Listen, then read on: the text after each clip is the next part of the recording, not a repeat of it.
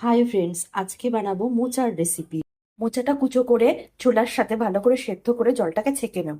এবার একটা কড়াইয়ে তেল দিয়ে গোটা জিরে আর তেজপাতা ফোড়ন। এবার একে একে টমেটো, কাঁচা লঙ্কা, আলু সব দিয়ে দেব।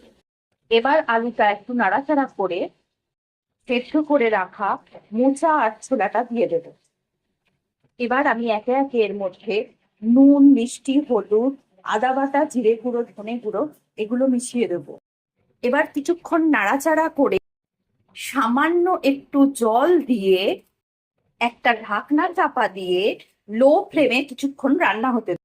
10 মিনিট পর ঢাকনা উঠিয়ে নারকেল ভাজাগুলো দিয়ে দেব। 5 মিনিট নাড়াচাড়া করে গরম মশলা, ঘি ছড়িয়ে দিয়ে নামিয়ে নেব নিরামিষ মোচার ঘন্ট। ভালো লাগলে লাইক আর সাবস্ক্রাইব করতে ভুলবেন না কিন্তু।